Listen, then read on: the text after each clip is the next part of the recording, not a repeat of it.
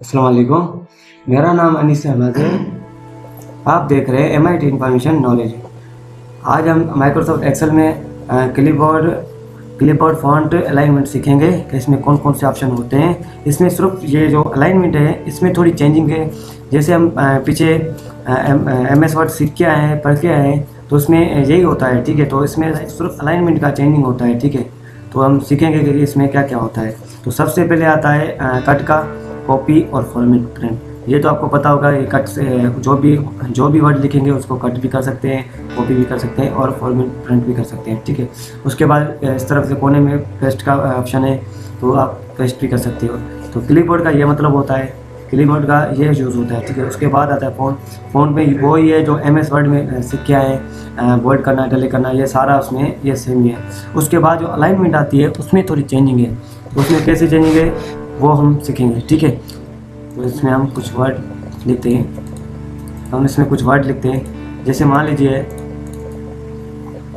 किधर लिखते हैं, कोई कौन सा भी नाम लिख सकते हैं, ठीक है।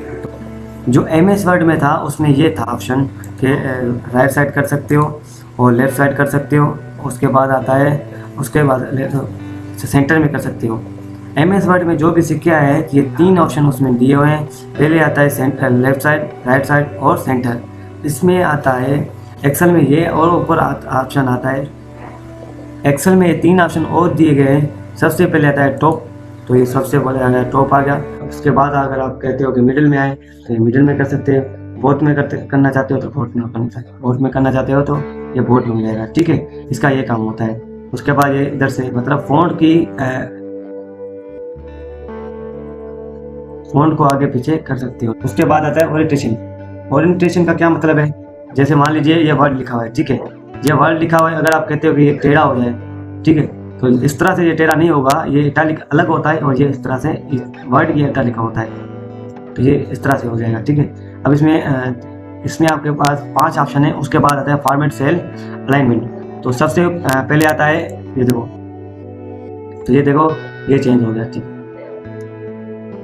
ये आप मिडिल में भी कर सकते हो, ठीक है।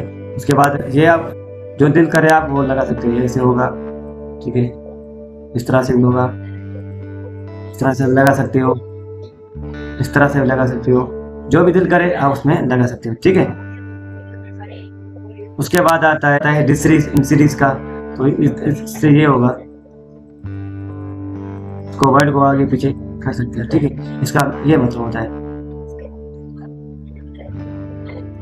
उसके बाद आता है वर्ब टेक्स्ट। अब वर्ब टेक्स्ट का कौन सा मतलब है, वर्ब टेक्स्ट का कौन सा मतलब है, इसका क्या यूज है।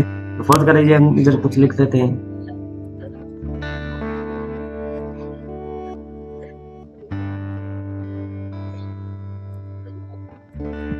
इधर देखो। तो देखो ये हमने कुछ वर्ड लिख लिए, ठीक है। अगर आप कहते हो कि ये सारा नेम जो है एक ही सेल में आ जाए, तो इसको तो आप दबाओगे, ठीक है। इधर क्लिक करके आप इसको वर्ब टेक्स्ट, जैसे आप वर्ब टेक्स्ट के ऊपर क्लिक करोगे तो देखो ये एक ही सेल में आपका वर्ड आ गया। वर्ब टेक्स्ट का ये मतलब होता है कि किसी भी, अब जो भी जितना वर्ड आप ज़्यादा लिखेंगे, अगर आप वर्ब टेक्स्ट करेंगे तो वो एक सेल में आ जाएगा, ठीक है। उसके बाद आता है मर्ज सेंटर। मर्ज सेंटर क्या है, अब अगर आप कहते हो कि ये जो हमने सिलेक्ट किया है ये मर्ज हो जाए, तो इसको आप दबाओगे तो ये मर्ज होगा, ठीक है। अगर आप ये कहते हो तो इसमें आप कौन सा भी जो भी वर्ड लिखोगे तो इसमें देखो सेंटर में आ रहा है। तो इसमें आप जो भी वर्ड लिखोगे वो आ रहा है सेंटर में।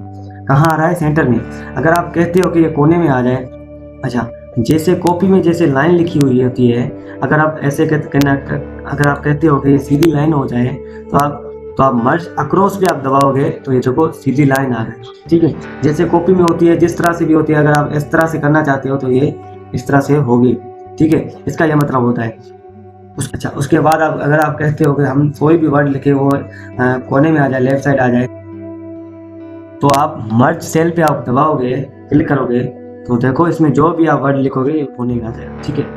फिर आप इसकी इंक्रीज कर सकते हो, देखो इसमें ये देखो, तो आप इस तरह से इंक्रीज कर सकते हो।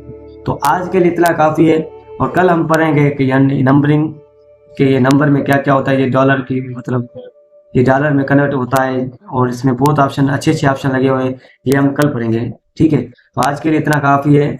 तो आप याद कीजिए